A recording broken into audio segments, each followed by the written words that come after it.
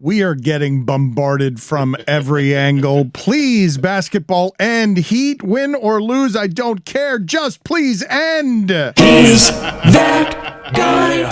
Come on, enough Witty already. He's been given such a prominent role on the show without putting in the years everyone else has. He'd be better suited for a CBS AM radio show. He's that guy. I think he'd like that, actually.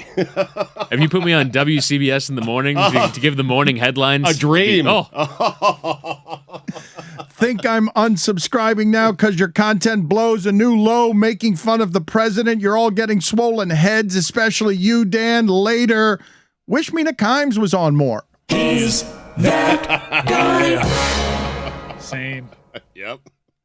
Tony is unironically and genuinely awful. He's that guy.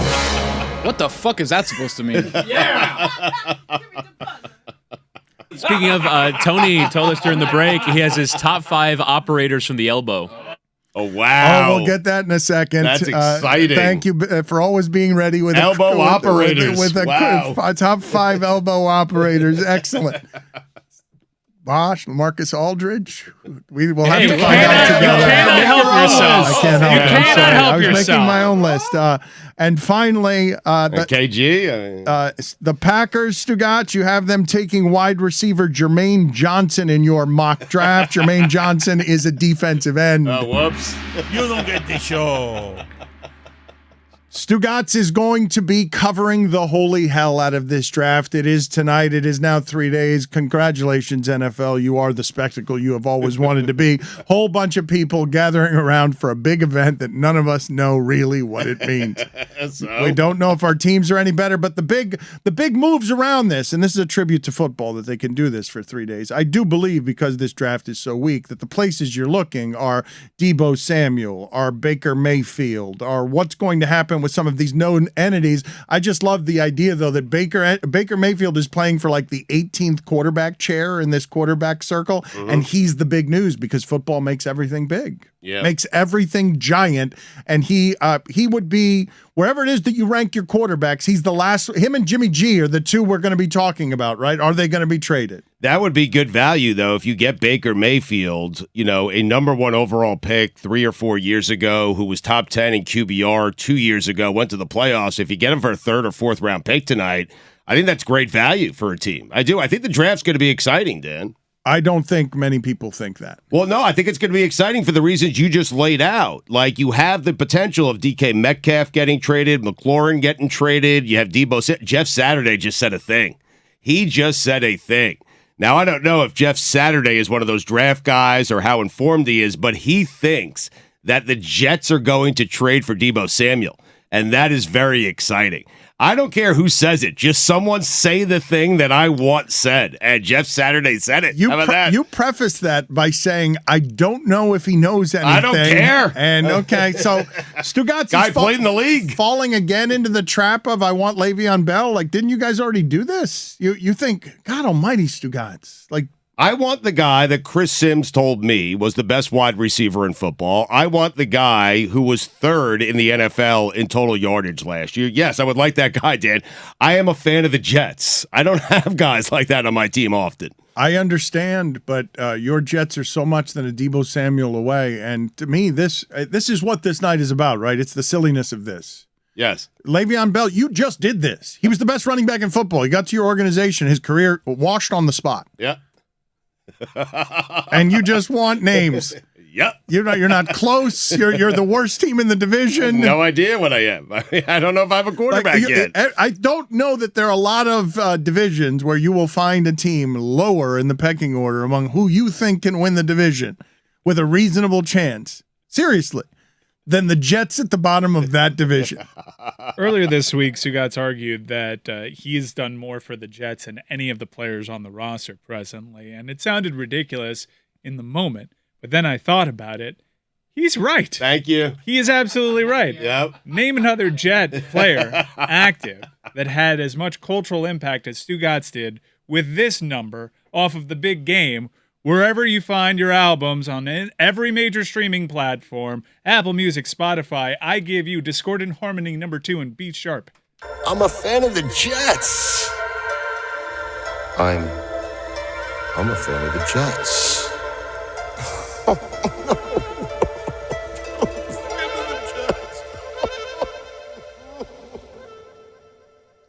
The Jets.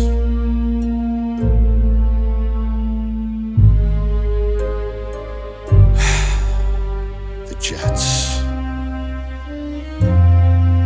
Why this team? The Jets. Ah, the Jets! The Jets!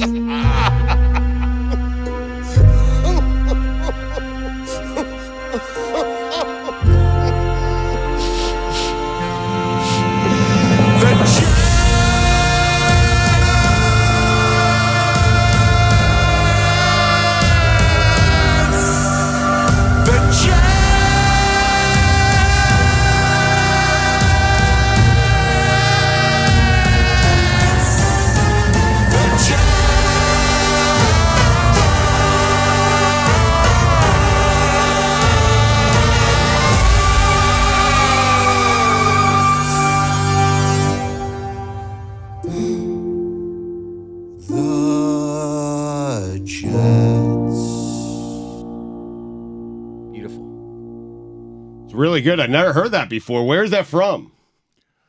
Roy, you say that Princess Claire, that's her favorite? That is her favorite in the entire album or anywhere in music?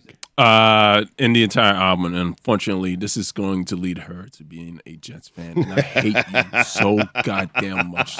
You control that, man. Get out I of don't here. control that. You think I control anything in my life? Listen. I'm not going to be able to control that. Take her to a Dolphin game. She'll fall in love with Tariq Hill and Tua. Game.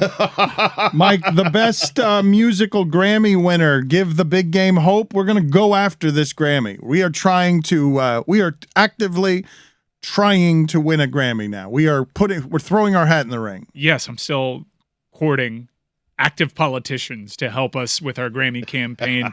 And I got more hope in watching the recent Grammy Awards because the winner for the best musical was a non-traditional musical. It was a musical made on TikTok. It was an unofficial Bridgerton musical. And it seems as though the Grammys are sending a message saying that we can do something quirky and very artsy with this award. If you want traditional musicals, that's for the Tonys, but we're going to reward ambitious projects. And how more ambitious can you get than a musical made about the most recent NFL season in an igloo closet over the course of 14 days with a bunch of sports radio talking heads that have never done this before? How many statues they give out for that thing? There would be 2. Oof. You know this already. One for me, one for you? Yep. Mm-hmm. I think he'd want, wouldn't he want 8/10 of the statue? 80-20 his way? I'll cut it into 17 pieces to take care of all of our contributors. Make mine the biggest. What is going to happen with Deebo? Because we began the work week. I'm really interested in how sports are changing so fast and really enjoying this revolution of numbers coming to the games, even if we complain about portions of them. But we haven't seen a whole lot like Deebo Samuel gets to 26, realizes that Christian Kirk exploded the wide receiver market, realizes that when that happens, because it kind of happened overnight, Stugotz, where we went from Le'Veon Bell doesn't matter anymore. Passing game is the new running game. And boom, here come the salaries for the wide receivers. This is where we're going to spend. Ezekiel Elliott, we shouldn't have spent on you. Dalvin Cook shouldn't have spent on you. This is where we're going to spend. Money's going here. Christian Kirk, $72 million. Jacksonville, boom. Market explodes. Tyreek Hill don't want to be in Kansas City anymore. Devontae Adams don't want to be with Aaron Rodgers anymore. And now here comes Deebo Samuel watching this and saying, well, I'm a wide receiver and a running back. Chris Sims says, I'm the best wide receiver in football, and I'm Le'Veon Bell. I've got as many touchdowns rushing. I've got as many touchdowns receiving as Keenan Allen and as many touchdowns rushing as Nick Chubb. Mm-hmm. Pay me. Yeah, you're not gonna get me to do 2 jobs and pay me for 1. I feel for guys like him and these tight ends that play more in the wide receiver spot. Gesicki got the franchise tag, and his argument is I should be franchised as a wide receiver. And they make really solid arguments. It's because of where they're placed. What is happening with the market saying, and I know Waller says I've been guaranteed by the Raiders that I'm not on the market, but Aaron Rodgers needs weapons, and people were talking about Waller being traded. I'm like, why would anybody trade Waller? Like, what is happening with the prices? 31, a lot of money. I mean, that's you're asking for reasons. I'm telling you the reasons. But do you want him or no? Like, are we now just going to be? Jessica asked earlier, why are we always making this about the money? Because it's always about the money. Why are we making all of the transactions here? That's not exactly what I was saying. I was just saying we were accounting Ben Simmons' money, and we probably shouldn't. But I'm saying that this is so a part of the fabric and contract of sports right now that we know what everyone makes except the coaches, the administrators. We don't know what the power makes. But the play, this is done purposefully. It's the agents want all of this chum in the water, and it's part of how these athletes get dehumanized. But if we don't understand the salary cap, tell me what I'm not understanding about America's most popular sport that you're telling me Darren Waller's available. Like, what do you mean he's available? You said Darren Waller's 31. He's not. He's 29. That's a fine. Read the internet wrong. Sorry. He's 2 years older than Austin Hooper. $2. Am I an idiot for not understanding that? For not understanding how Darren Waller, or for that matter, DK Metcalf? Why don't we want DK Metcalf? But the Raiders said he's not available, so he must not be available. But also, the Raiders said it. But also, it's lying season, Mike. It is lying season. Mm-hmm. If you're the Raiders, though, you either face the prospect of paying him a bunch of money, or I would presume he would come for a massive draft haul, right? Like what the Chiefs got for Tyreek Hill was a ton. Yeah. And so you try and basically replace Darren Waller and then get more players who are more cost effective. It's no surprise as to why Darren Waller might be available. They just paid a shitload of money over to Derek Carr and a shitload of money of Devontae Adams. They need to build a robust roster. I think Waller would certainly help you if you're chasing all the teams within your division alone. But at the same time, you got to start making some tough decisions. I would have never dreamt entering this offseason that Tyreek Hill would have been available. Right. Yep. Stugotz just gave me a single dollar, threw it at me. That's all I have on me. Is that what the fine is? For reading the internet wrong, it's a $5 major. Okay. Is it really? Yeah. You have. I don't believe that you only have $1 on. Well, I have you. a 20 as well, but I'm not going to get change. That's the problem. No, we have plenty Okay. of change over here. All right, I need my $15. All right, I need it. I'm just telling you, I need it today. Okay. What happened on your math on Darren Waller? Why you've been doing? I this? looked it up the other day. I remember. I thought it was 31. It's 29. I guessed. I shouldn't have guessed. It's irresponsible, but it's what I do. I mean, that's what happened. It is still pretty shocking. He's 2 years older than Austin Hooper, guys. But in the case of Deebo Samuel, and this is interesting, the Niners have no draft picks, Dan. Like, they have no draft picks. They traded 2 to get Trey Lance. So this is a way for them to go and get – they don't have to pay the guy. They can get a couple of draft picks, first-round picks, potentially from the Jets, one this year, one next year, and then take a wide receiver who's a lot cheaper than Deebo Samuel. They're not controlling this, though. They don't have – this is being forced upon them. Don't tell me about what the 49ers are doing. The 49ers are trying to keep Deebo Samuel. That's what they're trying to do. And that they might be able to get a haul for it is not in their control. Like that, this is not something that they want to do. I have a theory on today's NFL draft because we're talking about draft day trades that do not happen in that sport.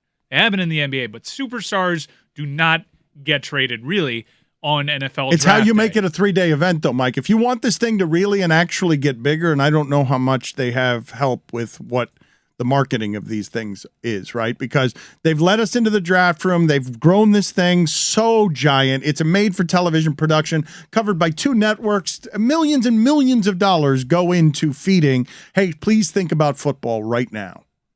We need you to think about football when the USFL is coming up. We want Christmas Day games. We want everything to be bigger. Everything. It's actually 3 networks now because Disney splits it between there's an ABC broadcast and an ESPN broadcast. So it's on network television.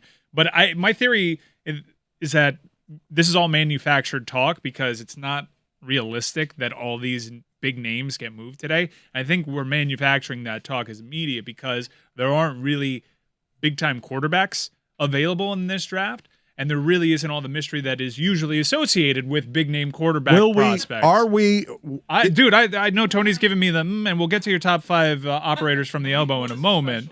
I think Malik Willis is special, but there isn't a number 1 overall draft pick at that position. Hard-pressed to find top 10. It might end up being a good quarterback draft, but we don't know. Do you hate the draft? I love the draft, Dan. I mean, no one hates the draft except you. You hate the draft, Dan. You know how much I used to love the draft? Yeah. The draft used to be one of my favorite sporting events on the calendar. It was all I had. You know what I'm doing today? Playing soccer. Yeah. I'm watching this. No, but I think his team's good now. I think what also annoying. happened to you, though, it's not. I think there's a number of different things that have happened to Mike here. His emotions about football in general.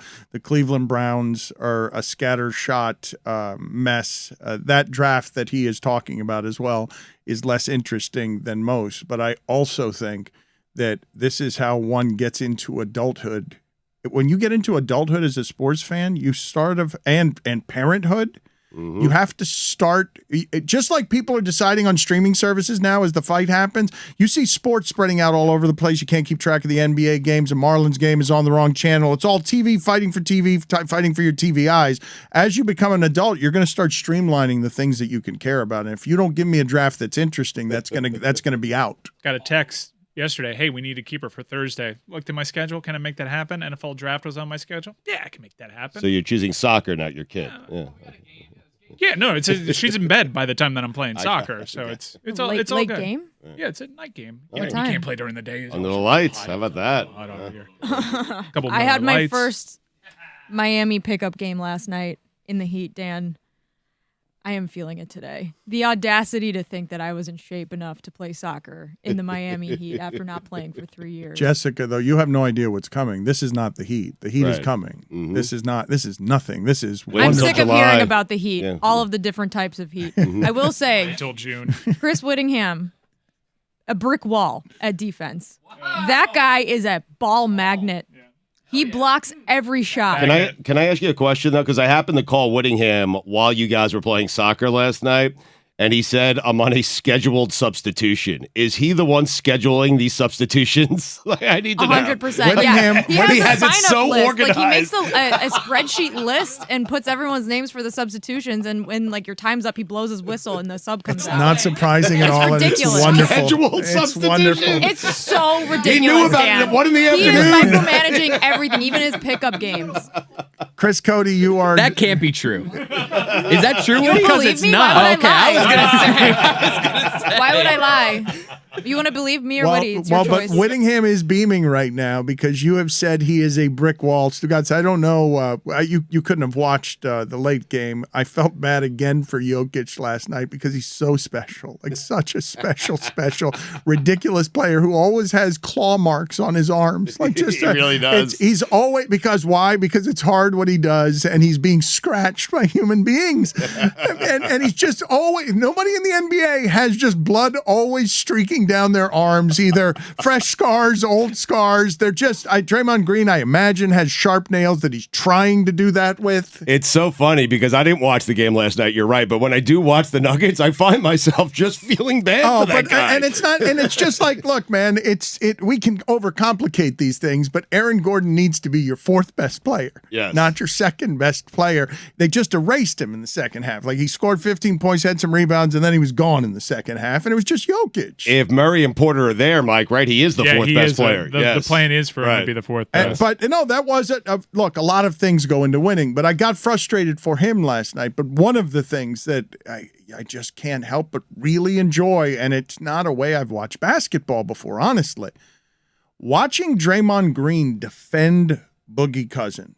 Okay, just watching this, what I'm talking about, where Draymond Green is undersized and he is defending Jokic and bothering him, but Jokic can't be bothered. He holds the ball over his head and makes 4 passes in that game. One of them with 2 minutes left where I'm like, this guy is so casual with the basketball because he's got utter and total confidence that he'll put all these passes where they need to be so that because everyone's on him, 3 guys are draped on him, he's got the ball over his head, he will try and find Aaron Gordon even if he has to make a pass that nobody else in the sport would make. He had 30 points, 19 rebounds, and 8 assists. And lost, and it's like a legendary playoff and game. lost, and we will crush him for losing, and you expect him to score more than that. But that's not even my point.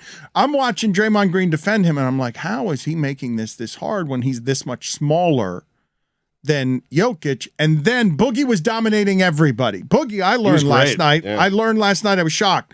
Career high, had 19 points. That was a career playoff high for Boogie. I thought that was surprising. But Boogie goes to back down. He's been backing down on everybody, Stugotz. And Draymond Green just stands there and absorbs it. And Boogie's like, you know what? Fade away here. I'm not going to the rim anymore. Fade away because power met power and Draymond doesn't move.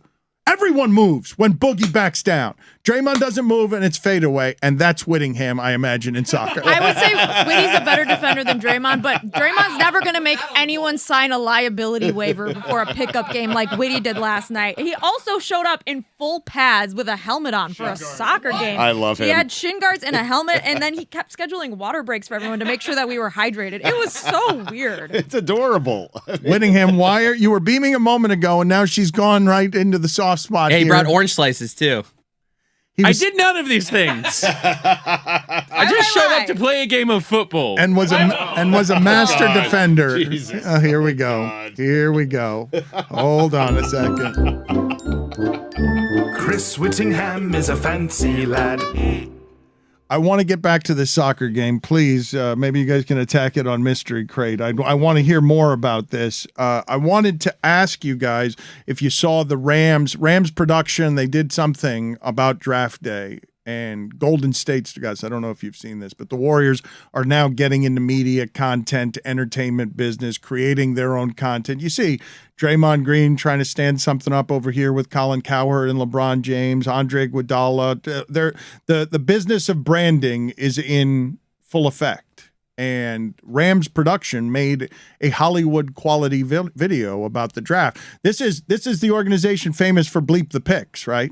Bleep those picks. Yeah. Which was kind of the thread throughout this high production movie, It's beautiful heist though, movie. right? It's Yeah, it Dennis. was great. It's Dennis Quaid. It's Aaron Donald. It's fun. It's Hollywood merging with their champions to make something big, and you're seeing sports merge with entertainment all over the place to make.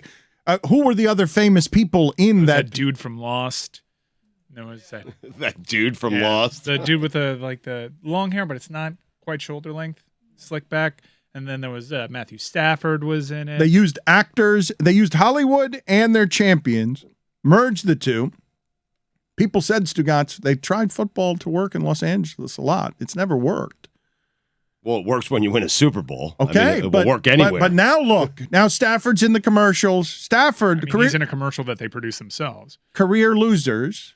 Well, no, I saw Stafford. He is in a commercial. He's got a commercial now? Yes. There's an AT&T commercial. Yes, He said Stafford got a about commercial. trading in your phone. He said that's a good They have trade. SARS. Yeah. Then he winks at the camera. Yes, He is yes. good looking. I think they can definitely support the Rams. There's no doubt you're about just that. saying he's good looking now because he's in LA. LA makes everyone look No, good looking. Stafford's always been good looking. A ring makes everyone better looking. Yeah. Yes. Yep. There's that. But are they going to support the Chargers? Well, if they win, if Justin Herbert That's wins kinda a how that champion, town yeah, that's how everything is. It's And not Miami's just not like that at town. all. for No, the Miami's record. not like that. We have a deep-rooted passion for our teams. Jesus, they have two good teams. Are you guys as excited as I am to see what all these people start making? Because this is sports getting into the entertainment business. I'm not just talking about the Rams. You saw how slick that looked. That didn't that whatever it is that they were producing to get you excited for a new season of football and draft day when they're not the team that cares about draft picks, and you're wondering how do they keep getting all the stars because they're playing all in. They're playing all in a way nobody else in the sport is I playing think they all just in. repurposed their scouting budget for this Hollywood production. No picks. Don't have to send anybody on the road. What do we do with that money? Do we know where Which Odell? Quaid can we afford? Do we know where Odell is going to end up? Do we know what's happening with Odell? I mean, it doesn't look like LA because Cam Akers just announced a brand new jersey number. He's going to be wearing number 3. Apparently, this was all decided while Odell was on the roster, so I guess there's still a chance. But if he returns to LA, it's not going to be wearing the number 3. The ACL is tricky. I think Travis Landry, is he still available too? I think he is, Mike. Yeah, all these. I'm not really sure where the market is for guys that have already been paid. Beckham's expected to be back next year, though, right? Like he's expected to be ready for the regular Yeah, season. no, a team will sign him at some I could see point. Green Bay signing him, actually. No? For the start of the regular season? No, I don't an think he's. ACL? I don't think he's going to be ready for the No, start at of the some season. point in the regular season, he's going to be back. They said like maybe 4 or 5 weeks into the season. The reports were that he checked out on the whole Green Bay thing because when they were in for his services earlier, because they didn't actually see him in the way that Los Angeles saw him. They wanted him to return punts and be a slot guy. We're going to check in with Mike Golick Jr. here. He's a part of DraftKings. His life has been a bit of a mystery here over the last 12 months, where he just sort of left ESPN and disappeared, made an interesting choice. He's in Las Vegas. We're going to talk to him. And also, Stugotz, you want to tell the people, because you've been covering the holy hell out of football this week. You will continue to do so on God Bless Football, on Stupidity. You and Billy have been working a lot here, and you did something. What's coming up next here that you and Billy put together in an army me of interviews and content that you're creating around football? We have Kayvon Thibodeaux, who I think might be the best player in the draft, but I said that to every single person we interviewed. This guy is super fun, though, and super interesting, Dan. He's into cryptocurrency. He has his own branded cryptocurrency, and we talked to him about Mario Cristobal leaving Oregon and coming to the University of Miami. Is that interesting? Guy interested in cryptocurrency? Oh, he teaches us about crypto. He teaches me and Billy about crypto. It's very good. I told you before this, he's a charmer. He's got a star quality about him. One thing I love is men telling me about cryptocurrency. So you've gone to the bars in Miami. It's like a man who is ready to be drafted right there. Yeah. Right? It's time. It is time. Hey, Bill, can you put some of the pineapples and grapes on that one? Yes. What are you eating right now? You said, what am I eating? Yes. You just asked for pineapples and grapes, I thought. Yeah, I did. My stomach's eating me right now.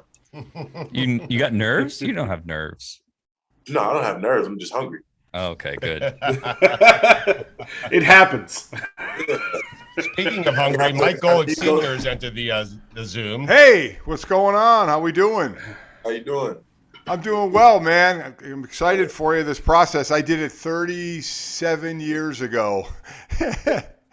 I had to wait a lot longer for my name to be called than you will. So, Mike, how long did you wait? Tell him. How long did you wait? Well, back in '85, I got drafted.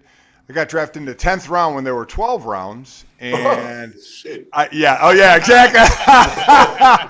Exactly. So, and it was only a 2-day draft. It was that's next week. Yeah, it's exactly right. It was only a 2-day draft. So I got called at midnight.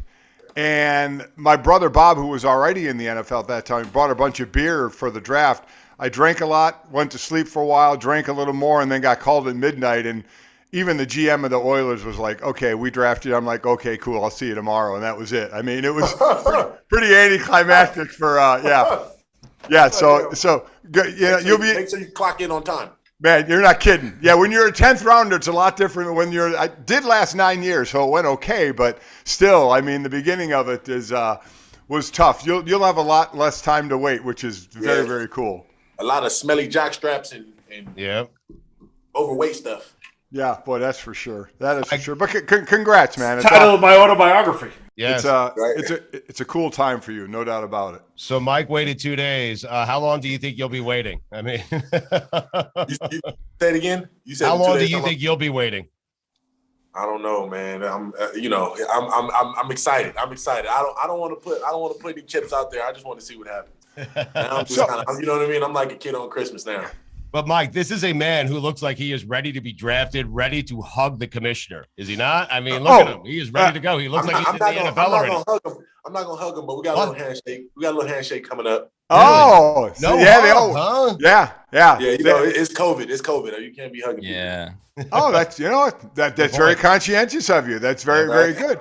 So about this whole thing, and we'll get into. I mean, I did talk a lot about the draft the last few days, and I'm always amazed at what starts to get said about people. It certainly happened some with you, but before even that, what to you was the best part of this process and the worst part of this process? I think the best part of the process was just being able to build relationships and get to know a lot of people. You know, I feel like there are a lot of people who are well seasoned in this game and they have a lot of wisdom for me. So just being able to get that wisdom and kind of apply it to my life and see, you know, in what areas I can mature and just continue to grow. And then the worst part of the process? I wouldn't even say there is a worst part. You know, I feel like, you know, there are certain things that just, you know, are the nature of the beast.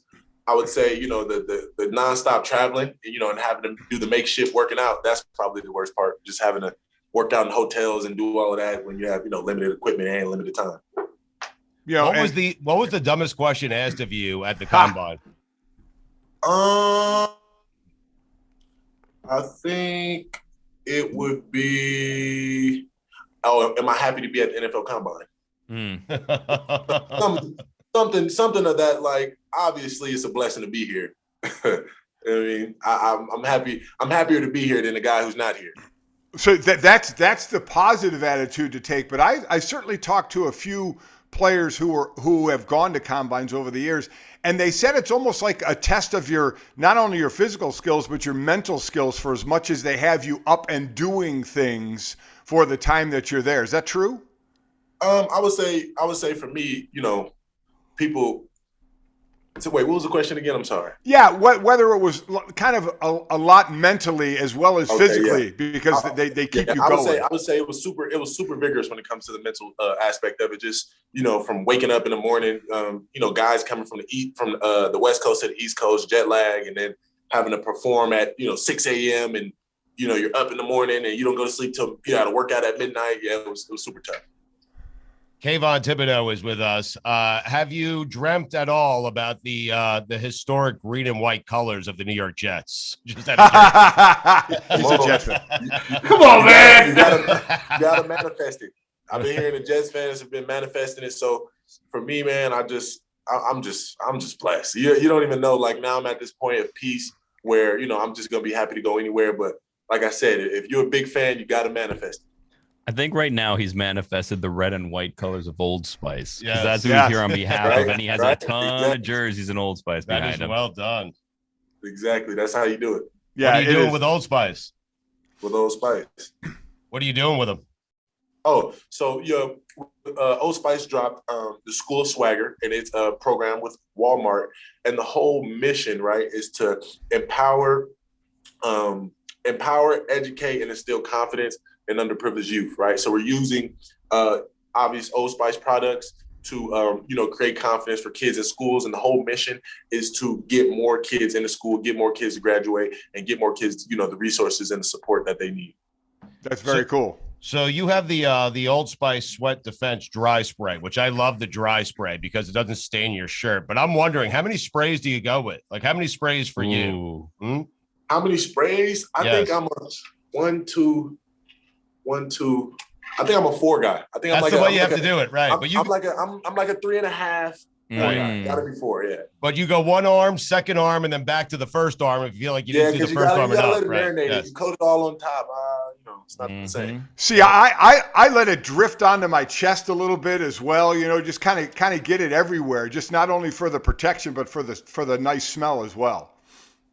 Well, hey, whatever works, right? If the ladies like it. Kayvon, you know what I was thinking? You said that you didn't want to hug Commissioner Goodell because of COVID. What if you go out on stage and you just hand him some Old Spice Sweat Defense dry spray? Like you give him a gift as you're going out there? Because I don't think anyone's ever gifted the commissioner anything. I think he would have somebody come and give it to him so he could not have stuff in his hand on stage. I don't think handing him something on stage would be I actually have a better idea. You're not going to do the hug, and we understand because of COVID. Yeah. You got a handshake plan. How about a handshake? How about you do something that perhaps we give you the idea, and it's like a signal to us. What do you think? God. Like maybe you pat him on the butt or something. Yeah, like pat him on the butt. Yeah. Okay, so this is the thing. So right before we do that, I need you guys to send a signal to whatever team and make sure that they draft me, and then make sure I see it. Right. So we all, you know what I mean? So we're just all together. All right, Golick, you're in charge of that. Okay. And then before any of that happens, we'll make sure you guys are in the green room too. Yeah, perfect. I will be there, so I will try and scout out where that pick is going to be. I do. Do they tell you anything as far as going out to the commissioner to do stuff or not do stuff? Do they give you any instructions or just say do what you want? No, well, now I know it's something different is going on just because everything that's happened in the past. So right. I think we're meeting on it tomorrow. They'll tell us what all we can do and how much time we have to do whatever it is. You think you're the best player in this draft, don't you? What do you think? I think. Listen, I'm a Jet fan. I would love for you to go to the Jets. I'm not. It's funny. It's funny because that was not the question. Mm-hmm. I think you're the best player in the draft. Yeah. I do. But I said this during the season. I said in street clothes, the couple of games you missed for Oregon this past year, I said that you look like the best player in the draft in street clothes. How about that? and listen, I want you to know, like I told you before, I believe in people who believe in me. So I believe in you. I believe in you. It's just the Jets I don't believe in. Okay. Oh yeah. We'll see. Have you thought about your suit game here? Have you thought about it? Like, do you have it picked out? Come on now. You know what? I didn't pick it out. I'm going to get it today. I'm going to hit the strip and I'm going to go get me a suit. Wow. Do you have a lot of input? Do you have somebody that gives you the input, or do you have a lot of input in what that suit's going to be? I tell everybody the same thing. When it's in you, it don't have to be on you. So I don't get no help. I like that. Prep for interviews, and I don't have anybody dress me. I like that. So listen, and I talk about this every year with the draft when all of a sudden somebody's rated like he's going to be the number one pick, and then there's this, then this comes out and this comes out. Does he love football? He got the injury. And I'm always amazed. I'm like, where does this stuff come from? And all of a sudden it starts hitting on this guy, and his family starts to read that, and it blows my mind. So some of that happened with you. How did you deal with that, and how did your family deal with it, and what did you have to tell them? I think the Dream Foundation really played the biggest role, and I say that because, my Dream Foundation that I started is JREAM, right? And it's Journey to Readiness Enrichment through Academic Mentorship. So for me, it was just about education, right? Being able to educate as many kids as possible, being able to be a mentor to many kids as possible, and then have my family really see, the impact that I'm having on these kids and impact, that I'm having on my peers. I feel like there's no greater feeling, right? And then Old Spice believing in me and joining in and us, coming in conjunction with the Dream Foundation and with the Dream Foundation and the School of Swagger program, I feel like we're going to be able to touch so many kids, and we're going to be able to at least, start with our portion of changing the world. Kayvon, how'd you get into the Bitcoin game? How'd you get into that? I feel like it's always about the future, and I'm always a future forward guy. So I think it was about 2016 when I really, I think I first heard about Bitcoin. I first heard about, the whole cryptocurrency, scale. And then obviously I was in high school at the time, didn't really have any money to get into the sport. So, I'd probably trade with a couple $100 here and there. But, when the time came and it was like NILs here, you had the opportunity. When they finally gave me that fishing pole, I knew I got to go get the biggest fish. So for me, it was tackling the future and going for what I know is going to be next, which is, cryptocurrency. Well, teach us about crypto if you wouldn't mind. Because we'll teach me about crypto. There's a few differences, right? So when you look at crypto is basically, what I'm doing, right? When you talk about Dreamcoin is me creating a community, right? So all the people who believe in me, all of the people who, are fans of me can essentially buy some of the Dreamcoin and it gains access, right? It's like a country club access, right? So now they have access to me. Every Monday I was playing chess with, different dream holders, and then different activations and things will come out, as they go. Wow. Hey, Stu, this is above us, isn't it? I mean, but boy, this is certainly some new stuff. I believe in you, man. I'm going to invest in you. I believe in you. Okay. So, investing in me is like investing in yourself. Mm-hmm. Along those lines, Kayvon, the NIL that started, and it started like the Wild Wild West in July. The NCAA kind of washed their hands of it, left it up to the conferences. So, and I was like, hey, man, any player sign, get what you can get. Eventually, and hopefully, there'll be some guidelines. What would you give advice to players coming into college and NIL deals and how it's all going? Advice on how to handle that. I would say one, there should be a lot more no's than there are yeses, right? In my process, I had to say no to a lot, and there was a lot of money that I left out there because the relationships are worth more than the money, right? The associations are worth more than the money. The integrity of who you are worth more than the money. So for me, it was all about just the principles and aligning myself with the right people and making sure that, our ideologies aligned. Boy, isn't it hard for an 18 or 19-year-old to say no, though, that many times? Well, that's the thing. And I think that's the greatest part about having mentors in the Dream Foundation is that, for me, you're right, I was dirt poor. But when you have people that have seen the other side, they can give you clarity, they can give you wisdom. So for me, that's who I want to be for the younger generation and being able to help them see the longevity, in the plan. Kayvon, were you surprised Mario Cristobal left Oregon, went to Miami, or did you sense that somewhere throughout the season that he was done? Yeah, it was sensed throughout the season. There was things, I don't, I'm not mad at him for it. Everybody has the personal things that they have to, do for their families and their circumstances. So, obviously I feel like he's going to do great at the U. We had a great 3 years at Oregon, so I'm just happy for him. But you weren't upset. No, I'm done. It's not like he was going to coach me another year. Right. Yeah, so, yeah. All right. So I'm wondering last one for me is when your name finally gets called and the dream is realized, who will be the first people that you think of?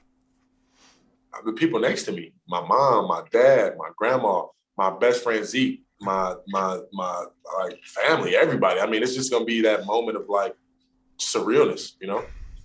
And me, because I believe in you, right? I mean, do you believe in me? Like, are you going to invest in me? I'm not gonna hold you. I probably won't think of you, but on the back end, I'll know. When if the Jets call me, then I'll think of you. Then there we go. And I'll be thinking of you. I promise you. That is awesome. I don't know what I'll be thinking, but I'll be thinking of you. Do you have a great Phil Knight story for us? Do you have one? Let me see. Greatest Phil Knight story I have. Okay. So it's not even that great, but it's a little great. So you know, I got a couple stories, but this one is probably the funniest one. Okay. So I get a call. I'm like fresh out of practice. I get a call from a Portland number, right? And me, I'm from LA, so I don't know anybody in Portland. So like so I didn't answer, right? And when I didn't answer, I text, "Who is this?" And he's like, he said, what did he say? I said, "Who is this?" And then I called right back. And when I called right back, I'm like, "Hello, who's this?" He's like, "Yeah." He's sitting, he's talking for a minute. He's like, "Yeah, he's like, "Hey, Kayvon, this is Philip." And then he's talking and he's talking and he's talking. And I'm sitting here, I'm like, Philip. I didn't hear, he talked for like 10 minutes. I didn't hear the first 10 minutes of what he said because I'm trying to figure out who's Philip. Like, who is Philip? And then he's like, "Yeah, and he came to me with the NFT idea. So then he's like, we have this plan for the future. We're going to be innovative. We're going to, we're steaming ahead. You're going to be the first college guy to do it.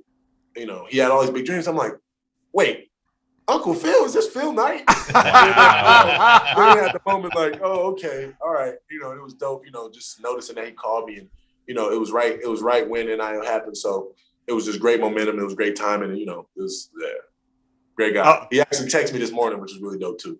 Oh, I want you to call him right now and tell him to join the Zoom. Yeah. What do you think? That is so. Time for that. If I call him and start playing with him, he's not going to answer my call when I want to talk to him. Oh, he has time for you, Kayvon. I got to pick and choose when I call him. I don't blame Kayvon Thibodeaux joins us today, reminding you to try new Old Spice Sweat Defense Dry Spray. Couple of sprays. Right underarm, couple of sprays, left underarm, go back to the right. Make sure you got it all in. They are delivering 24/7 sweat protection with daily use. You can buy Old Spice Sweat Defense Dry Spray in stores right now. So you've been dreaming about this day forever, man. Like it's like, are you nervous? Like give us the roller coaster of emotions that's going on in your head right now. No roller coaster of emotions. Really? I swear I'm at peace. I feel like it's the calm before the storm. When you ask me tomorrow, I might be a little more nervous tomorrow, but it's always, I like to clear my head, and now I'm just enjoying it, man. Like if you could see the point of nirvana that I'm at, that point of euphoria where it's just like you're just the ultimate, at peace, and I can just, thank God. That's where I'm at right now. You got your after party all set? Of course. Are we invited, or what do you think? Only if you go to the Jets. I'll be there. I'm just looking for the Jets. I don't know. Wait, Mike, I always marvel at how old me and you are. Yeah. I am wondering, has Kayvon Thibodeaux, have you ever watched network TV? Network? Yeah, I watch a little network TV. Like you watched like FBI International on CBS? There's no way. Not FBI International, but I used to watch like Forensic Files and stuff like that, like just regular, like, I don't know, my mom used to watch like the basic, whatever comes on TV. Okay. So do you watch the Netflix and Showtimes and HBO Max stuff? Are you into? Yeah, I don't have cable anymore. So what are the big shows for you? Like right now, I'm doing the Better Call Saul, finishing up that. I'm wondering which series you watch. So it's actually funny when you talk about series. I don't have a series. I got a few books that I read.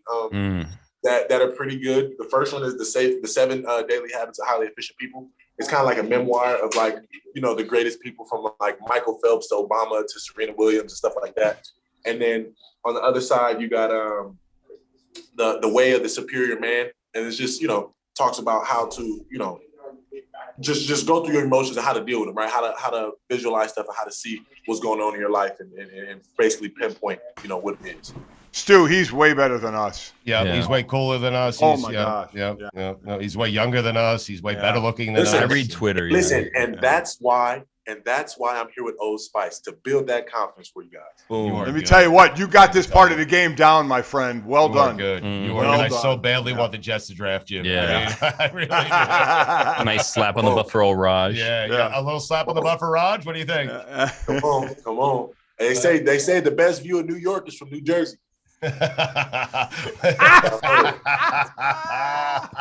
Oh, that's awesome. Wait a second. So I believe in you. Okay. I'm invested in you, but you didn't answer my question. I said I think you're the best player in this draft. Do you think you're the best player in this draft? I'll let you go on this note. I realize, man, it's not about what you think. It's about what you do. You're not going to say it. No, he's not going to say it. You tried, Stu. You tried. I know. We've come so But Mike, far. he's so good. He got me to say it. I mean, but he's got. And remember this: no matter who all says it, I don't need any of you guys to believe it. As long as I believe it. That's exactly. He's got great philosophical answers. I mean, it's really, really good. Yes. Very impressive, Kayvon. I'm telling you right now, if you end up in Jacksonville, I'm going to be so fucking pissed. He won't I be. I need you. He won't be because he'll be the first pick of the draft then. He should be. I'm gonna send you a text right after. Right after I get the call, I'm gonna see a text like, "Yeah, man, just go ahead and get some tissue now." Man, I got 40 years of tissue. I say, I'm gonna bring you some Old Spice dry spray to wipe away the tears. There you go. Nice. You are good. Listen, man, I know it's dream come true type stuff. It is dream come true reality for you. So congratulations. Mike can relate to it. The three of us cannot. What you've had to go through to get to this point in your life. So tomorrow's going to be super excited. We're very excited for you. So good luck tomorrow night, man. Have a blast. Okay. Thank you. You guys have a good one.